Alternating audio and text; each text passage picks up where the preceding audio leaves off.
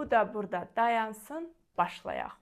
Bugünkü videom digər videolardan biraz fərqli olacaq. Çünki mən burada sizə suallar verəcəm. Siz də həmin sualların cavablarını şərhlərdə yazacaqsınız. Məqsəd seleksiya mövzusunda mənşə mərkəzlərinə aid olan biliklərin yoxlanılmasıdır. Və verəcəyim suallar Vavilovun müəyyən etdiyi müxtəliflik və mənşə mərkəzləri ilə bağlı olacaq. Başlayaq. Sual 1. Vavilovun müəyyən etdiyi müxtəliflik və mənşə mərkəzləri neçə qitənin ərazisində yerləşir? Sual 2. Hansı mənşə mərkəzləri ekvator xətti tərəfindən kəsilir? Sual 3. Ərazisinin çox hissəsi cənub yarımkürəsində yerləşən mənşə mərkəzinə hansı bitkilər daxildir?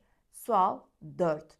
Ərazisinin az hissəsi cənub yarımkürəsində yerləşən mənşə mərkəzi mədəni bitkilərin neçə faizini vətəni hesab edilir? Sual 5. Mədəni bitkilərin 1/5 hissəsinin vətəni hesab edilən mənşə mərkəzi hansıdır? Sual 6. Azərbaycanın da daxil olduğu mənşə mərkəzində hansı bitkilərə rast gəlinir? Sual 7. Həm şərq, həm də qərb yarımkürələrində yerləşən mənşə mərkəzi mədəni bitkilərin neçə faizinin vətəni hesab edilir? Sual 8. Ərazisinin müəyyən bir hissəsi Avropa qitəsində yerləşən mənşə mərkəzinə hansı bitkilər daxildir? Sual 9. Səhv etmədimsə. Əkinçilik mədəniyyətinin qədim ocağı hesab edilən mənşə mərkəzi mədəni bitkilərin neçə faizinin vətəni hesab edilir?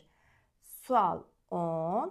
Ən çox növ müxtəlifliyinə malik olan mənşə mərkəzində hansı bitkilərə rast gəlinir?